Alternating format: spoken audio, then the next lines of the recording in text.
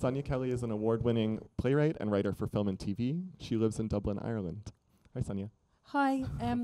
Sam had asked me to read something from the book, like everybody else, and I had to explain, unfortunately, I have double vision, so there's 1 1/4 of all of you, which is a quarter more delightful. But I did find it on my phone, and I can expand that. So if you'd like me to do that, I can. Oh, if you'd like to, and feel comfortable. Throw you? No, you're welcome to if you.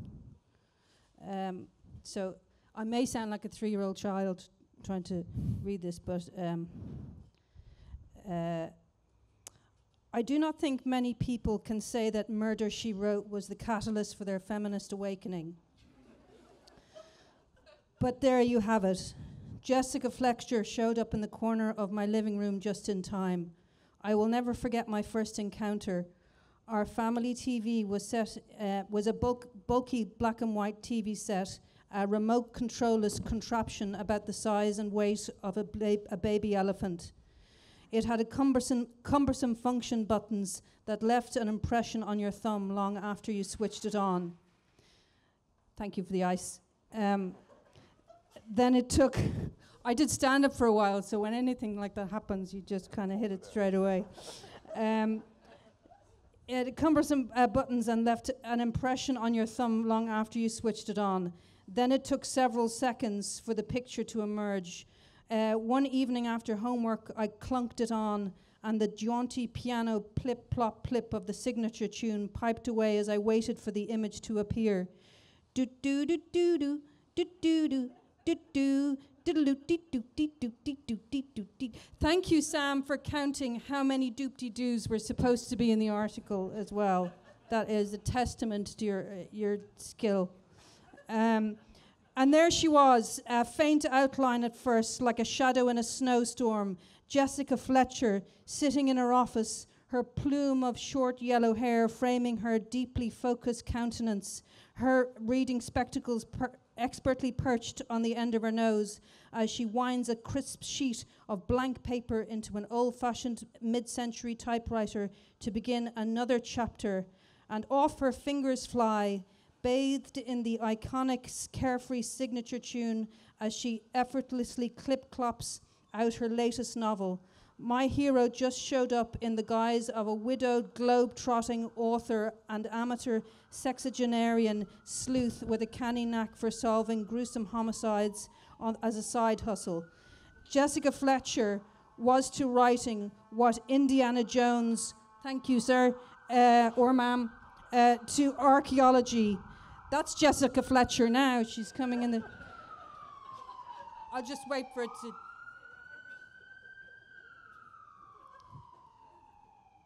Very serious crime. What Indiana Jones was to archaeology, what Harry Potter was to life in boarding school. Utterly thrilling and completely inaccurate. Still, why ruin a good story with the truth?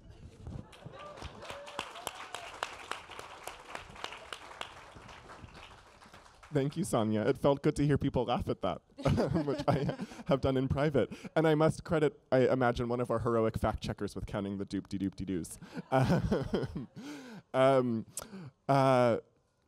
Yes, Jessica Fletcher. One of the things I love about this essay is it manages to be extremely funny and very charming, and also very moving about, so you sort of, you're describing how this show came to you in the context of an Ireland of your childhood that was sort of on the cusp of liberalizing very quickly. You sort of refer to huge cultural shifts around gender and sexuality, the liberalization of marriage and abortion law, these big changes that have happened in the last few decades in Ireland. And I'm curious how you feel about, or the extent to which Irish theatre has tried to metabolize and represent those changes. How has it made its way onto the stage? Yeah. It's thanks for articulating that so beautifully. I am sort of the generation that sort of grew up in the sort of the sting of a dying wasp, the last gasp of a deeply conservative, theocratic quasi-fascist vice grip. People think Ireland is an old country. It's actually only less than 100 years self-governing, and we went from 800 years of colonialism to 100 years of authoritarian Catholicism.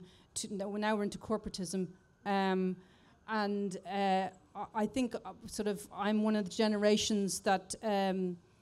And most of Irish theatre, sort of growing up, the plays I went to see, which was so beautifully articulated by Chloe last night in the showing, was most of it was Irish people pretending to be English people.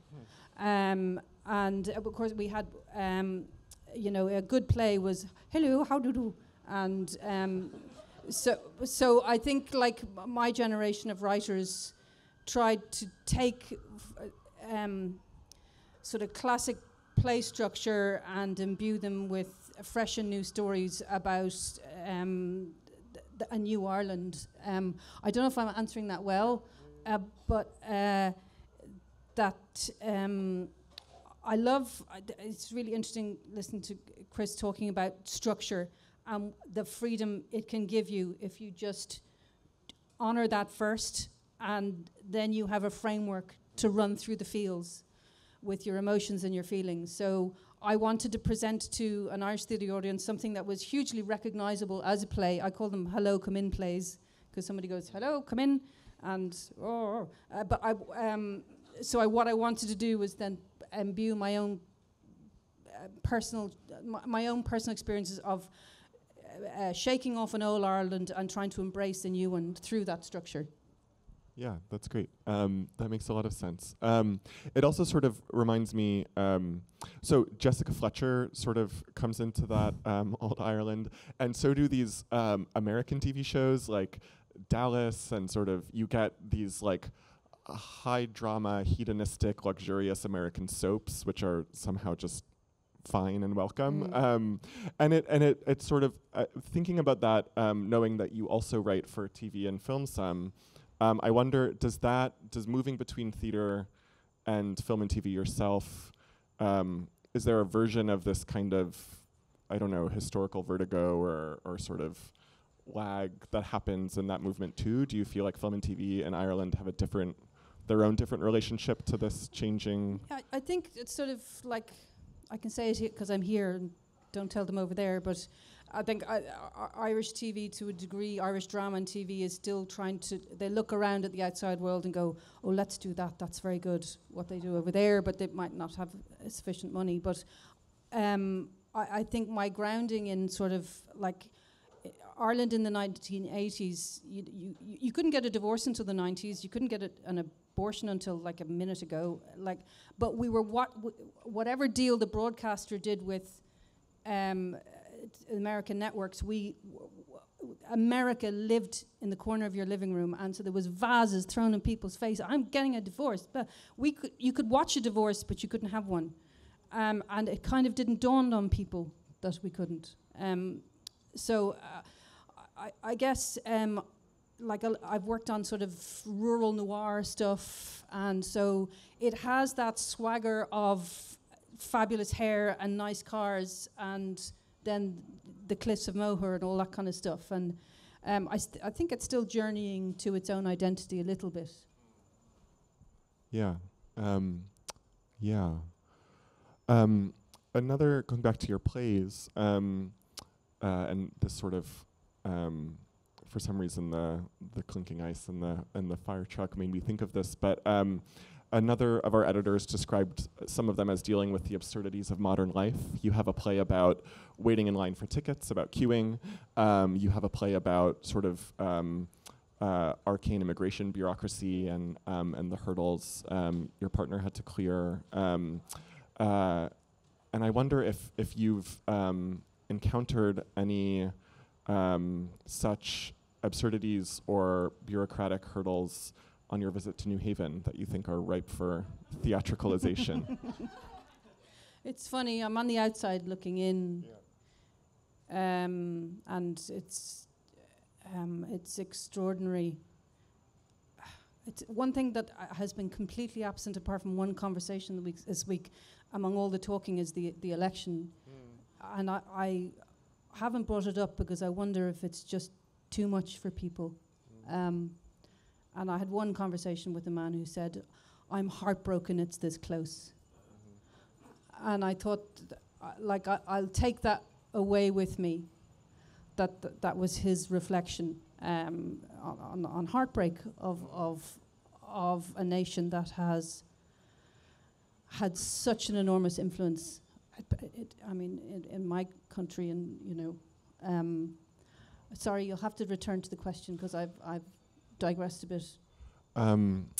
It was about sort of absurdities or bureaucratic something here in the U.S. in New Haven, at Yale even. Well, yeah, travelling over, there was a power cut in Dublin Airport, which hasn't happened in 30 years. The generators didn't work back up, and we were stuck in pre-clearance. I didn't think we'd get here, but I was stuck with probably 500 Americans coming home.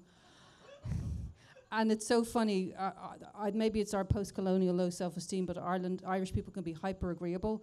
And to be in a world where people owned their complaint in such a powerful way, I was running around getting old lady bottles of water, and by the end we were all, bye, see you, and good luck in New House. I'm really inspired by people who are able to not step away from the discomfort they create by saying something isn't good enough. And I think that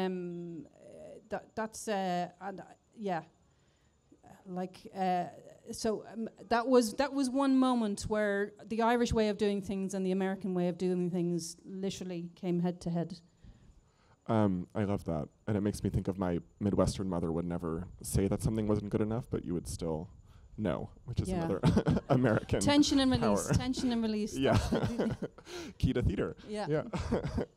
And I'm glad we got you your election talk finally in the lightning round.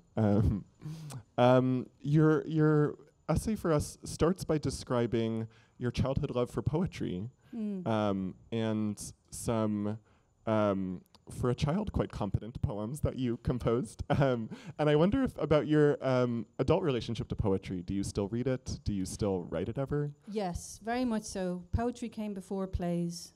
And it's really interesting hearing Hanif talking about not sort of acquiescing to the categories or feeling that you have to fall into one.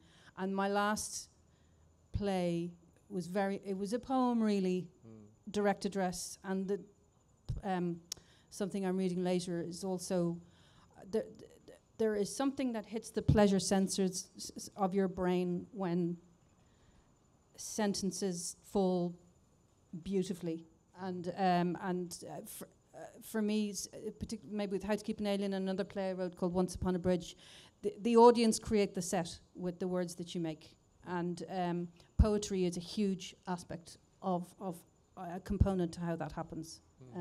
So I'm hoping to lean into that more and try and kick away a little bit from what agents think you should be doing, and you know what you should do. There's a lot of people who tell you what you should be doing, and this week is a reminder, and listening to all these brilliant people, that you need to listen to yourself and remind yourself of what you did in the first place. Thank you, Clapper. Yeah.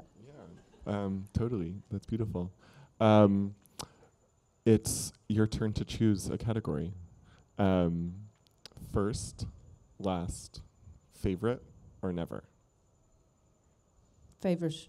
Favorite. That's nice. Yeah. What was your favorite play when you were a college student? Or just starting out? First play I ever read was The Importance of Being Earnest. And